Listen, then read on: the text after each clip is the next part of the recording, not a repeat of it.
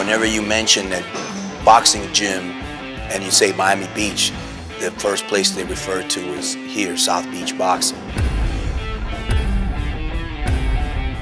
This is one of the most famous boxing gyms in the whole world. Will Smith, Muhammad Ali, you know, they've all been here. Everyone's trained here. If you come in here, you'll notice a lot of pictures on the wall of a lot of people that have been in the business. Muhammad Ali was one of the first people to put this on the map.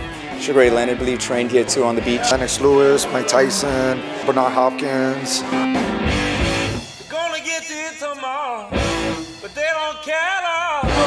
They're gonna ease your pain and sorrow, but we had the same before. What were you expecting, a man? My name is Jolie Glassman, and I own South Florida Boxing. In Miami, I'm known as the girl that owns the boxing gym, yeah. Hey guys, Marvin, can you come? We need a little bit of a staff meeting. Jolie is one of a kind, put it that way. The gym dog. He's the boss, actually. This is the boss. I'm waiting for Turn the music off. Jolie's amazing.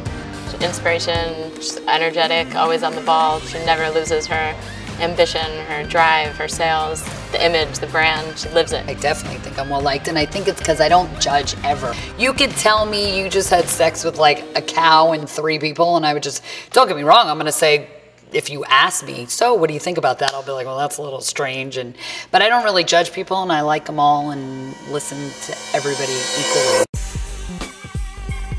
So anyway, here is the bottom of the gym, and we did this mural for Muhammad Ali. He fought Sonny Liston right here at Miami Beach Convention Center and knocked him out. And here is where a homeless guy like 2 weeks ago peed in my stairwell. There's Lucky. Lucky's been here forever. That's Tommy. He teaches jiu-jitsu, which I forget about him a lot, unfortunately, because I don't really care for jiu-jitsu.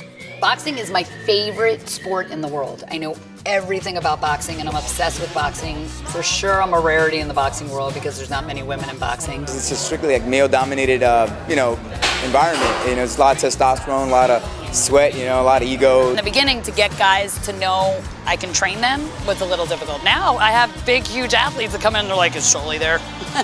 It is rare to have a woman owner that knows herself. Sometimes when you see boxers fighting and they're moving around the circle, it's because they're looking to create an opening because they want to hit the person. So as long as they're on that line, they're not in line to get hit. I'm definitely a rarity that, of course, I'm a female. I own a boxing gym. I'm strong and fit myself, so that's rare. A lot of the people that are coaches in boxing are like old, fat, like just giving you advice from the corner.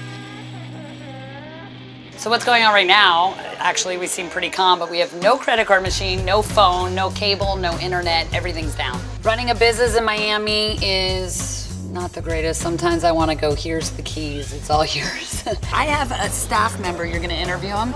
He forgot to come to work. Like, how do you forget? I said to him, like, do you forget to wipe your butt? I depend on my phone, and sometimes my phone doesn't depend on me, so I leave it to the side and I'll wake up. But my job is hard. No, you forgot to come to work. My job is hard. It's hours at a time. Okay, but don't deny that you forgot to come to work because you won't get past that. You forgot to come to work. You forgot. Yeah. Yes. It exactly. completely. Yeah. I have probably about 20 people in staff that work here. And they're like family. They're like my family.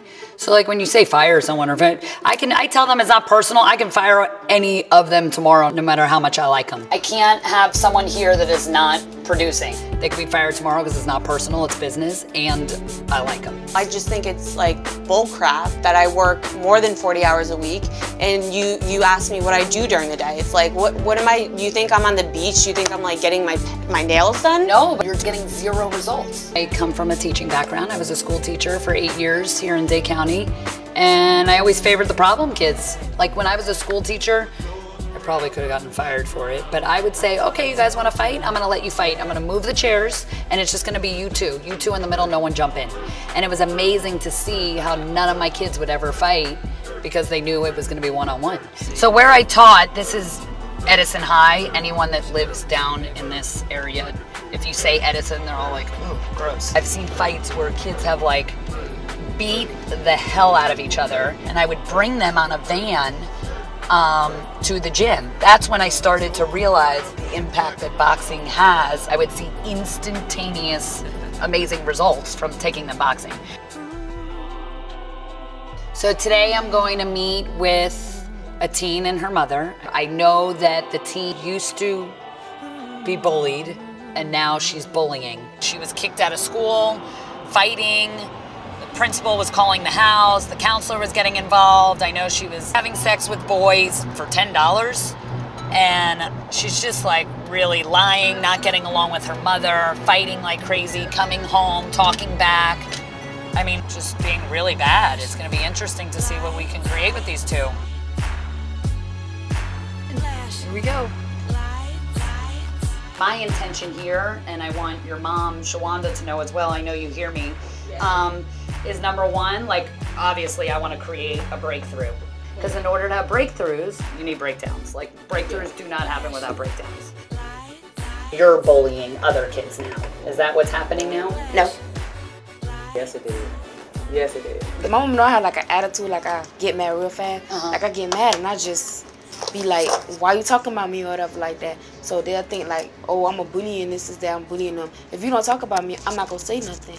Yeah, but then it's all about your consequences. What do you want to create out of the situation? Do you want to have a fight? Or do you want to be the bigger person and be like, who cares? Like, why would they affect you anyway? Just say like, oh, don't step it, you gotta respect me, you gotta do, but they really don't have to. They don't. Like, who are they? Why do they have to respect you? You have to respect you. You're the only one that has to respect you. Anyone else around you, if they don't respect you, just don't be in their presence. I would love to use this boxing gym to bond parents and teens with their kids through fitness. I want to get you guys to put on headgear and gloves and get in the ring. Cool? Yeah, she's excited. She's like, cool, I get to hit my mom. I love this to be a safe place to share for parents and teens to come and work out together. Parents say they don't get along with their teens, they don't understand them, they're misbehaving, and I'll take them here to actually fight for real. And what I find is the dynamics that really show up in the relationship show up in the ring. Stop protecting me every day and all the time. You want to go with the boys? Yeah. You're going out with no boys. You're going out smoking, you're drinking, you're fighting, you're fussing, you're going through all that. You're 15 years old, you ain't going through that. What you want? Come on with it, little mama. Speak your mind. You want me to respect your mind? Speak your mind. What you got? Parents feel like they have this authority because they're the parent, and they do have the authority, and that's great and that's wonderful. And I think when you bring them in here, it allows them to actually realize that they don't listen and that they're gonna listen now. It felt like she didn't care. It felt like she didn't care? Why did she didn't care? Because she was so busy at work. You come out from school, where was she? Punch, let's go. I was in school, she was working. I wanted to come home, tell her how was my day. All she did was working. Hit her and tell her. I forgive you for acting out as a teenager. I forgive you going the wrong way. I forgive you for your attitudes. I forgive you for lying. I forgive you for hating me at the times when you did. And I forgive you overall for just being you or trying to get my attention. I forgive you.